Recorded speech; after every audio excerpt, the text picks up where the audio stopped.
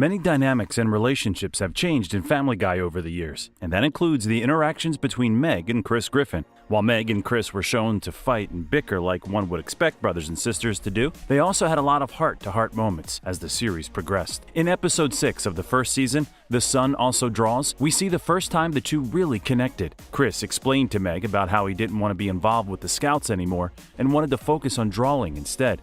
Meg, I don't want to be in the Scouts anymore. I just want to draw. Meg replied by encouraging Chris to tell the truth to their father. They had another moment in season 2 in He's Too Sexy for His Fat when Meg, in an effort to boost Chris's confidence, commented that he looked like he had lost weight. Wow, Chris, did you lose weight? Maybe. I've been working out. Both of these instances were small, but they laid the groundwork for how Meg and Chris did hold some sort of affection for one another. Unfortunately, this snowballed into the wrong sort of affection in later seasons. While Meg and Chris initially began as squabbling siblings, a simple mistake on Halloween made it warp into something else. Now, it isn't either Meg or Chris's fault that they were picked for a game of 7 Minutes in Heaven. After all, Meg and Chris were both disguising themselves to avoid harassment from their peers.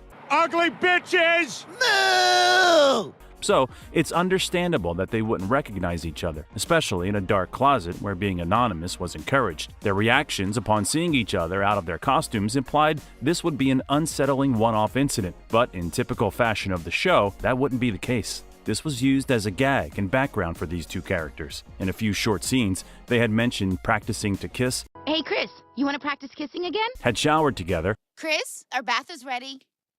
And were walked in on by the temporary nanny as they played doctor. No kissing, under bed. The twisted relationship even reached into some major storylines. In high school English, Meg portrayed a neglected wife that fell for Chris during the retelling of Mice and Men. Well, hello there.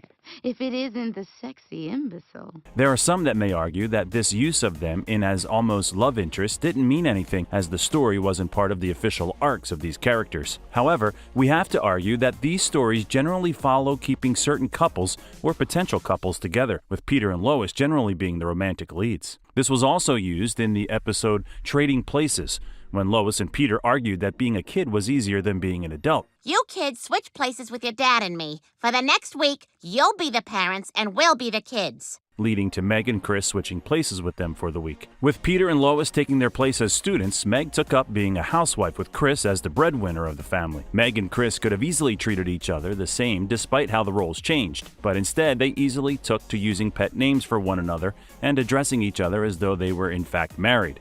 Well, I'm off to work at the brewery. Okay, have a good day, honey. This occurred once again when Lois and Peter decided to ditch their oldest children to live in a complex with a bunch of hipsters. Once Meg and Chris found out what their parents were up to, they posed as a couple in order to get Peter and Lois to admit defeat. So, you two just moved to the complex. What did you say your names were again? I'm Dylan, and this is my wife, Dylan. The bond between these two didn't really start to flourish in any sort of way until after these disturbing interactions began. Though Meg and Chris were happy to indulge in each other's company, as though they were a normal couple, they also generally behaved as regular brothers and sisters would, which made for a confusing setup. This confusion also helped to fuel Meg's speech in Seahorse Seashell Party. When she turned on Chris, Meg expressed how she could use a brother to help make her feel safe and loved. She snapped that she didn't appreciate Chris joining in with Peter and Lois to abuse her. This is what I'm talking about. This is a perfect example. You're my brother. You're supposed to be on my side, and you're such a bastard to me. This also resulted in Chris making the declaration that he faked all of his orgasms. I faked all my orgasm! Which was a clear indication that by this point in the series, they had obviously hooked up during more than the Halloween episode. Their dynamic would ping-pong back and forth, with the two of them refusing to acknowledge one another outside of family gatherings, and the two of them indulging in their need for intimate connection. On top of that, they also had moments where they showed similar coping mechanisms to deal with how things were at home. One of the most upsetting of which being when they were seen ripping out their own hair together. What do we do? What we always do. I'm in charge of my head. That much I know. When Chris was found stealing from Lois's purse, Meg decided to use the opportunity to blackmail Chris into doing whatever she wanted. Some of those tasks were harmless enough, with Chris going to pick up Meg's mail and sitting and watching movies with her. Other jobs Meg tried to make him do, however, were disturbing, and it was really no wonder why Chris decided to run away from home for a while to live with Mr. Herbert, who in their right mind would ask their brother to call girls pretending to be an aborted fetus. Here are the pictures of every girl in your class who went in. All right, good. Now I want you to call them as if you're their dead baby. Chris didn't have any story where he turned the tables and blackmailed Meg as she had him. What's all this stuff? Stuff I stole from the old folks' home.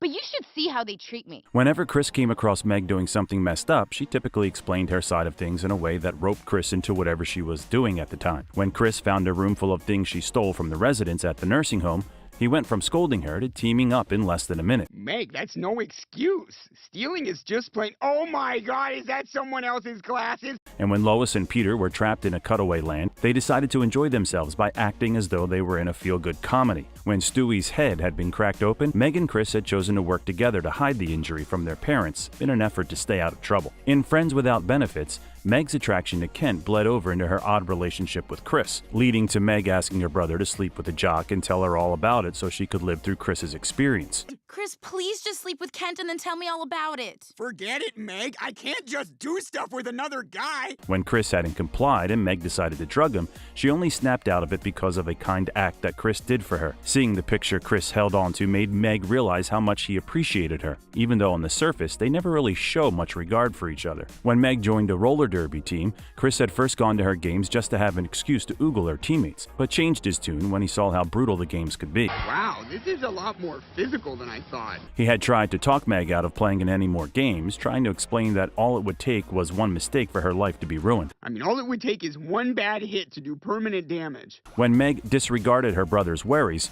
Chris decided to launch himself in the way of Meg being crushed, trying to save her from being hurt. In the D in Apartment 23, Meg and Chris teamed up in an all-out brawl against their peers when pushed too far. Not only was this fight satisfying to watch, but it perfectly displayed that when push came to shove, Meg and Chris were able to make a formidable team. They had been outnumbered and outmatched, but their moves were in sync, and so it was easy for them to work around and with each other. In one of the most recent episodes in Season 20, Meg fully fell into a pit of delusion that was born out of her loneliness.